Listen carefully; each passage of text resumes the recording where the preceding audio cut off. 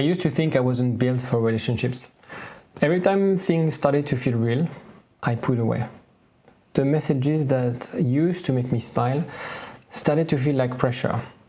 I'd overthink, look for flaws, convince myself it wasn't right. And I tell myself I needed space. But what I really needed was distance. Distance from my own discomfort. If you've ever been with someone who did this, I was this person. The one who says, I just need time to think.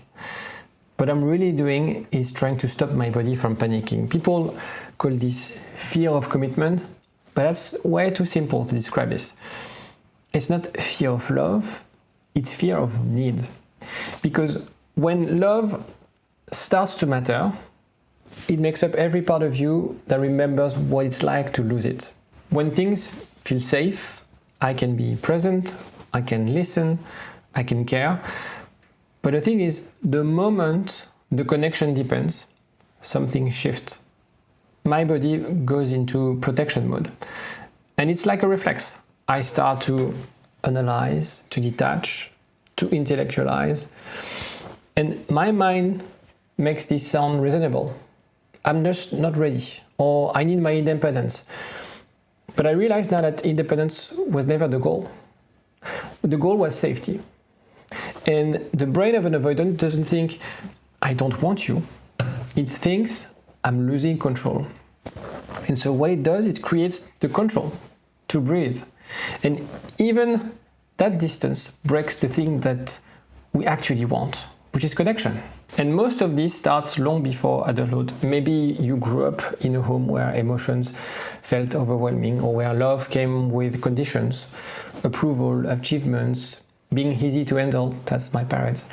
So you learn to stay composed, to rely on yourself, and your body is wired that closeness means risk.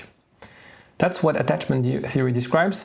It's that our nervous systems is the early blueprint for love and safety. And it becomes the lens through which we decide to interpret every single relationship. When I finally saw this pattern in myself, I felt guilty. How many people had I pushed away who were actually safe? But guilt doesn't heal. Curiosity does. I started to notice the moment when my body wanted to run, the tightness in my chest, the urge to rationalize. And instead of judging it, I asked myself, what are you protecting right now? And that question changed everything. Because once you understand your pattern, you realize sabotage isn't the enemy, it's a survival strategy. And your system is trying to keep you safe the way it always has. The work is not to stop running, it's to make closeness feel safe enough that you don't need to. That's what healings look like. When love no longer feels like a danger, when you can stay, not because you're forced to, but because your body finally trusts that it's safe to stay. And if that sounds familiar, whether you're the one who pulls away or the one left wondering why, remember, you're not broken, you're wired for safety. And once you master your attachment, you master your relationships.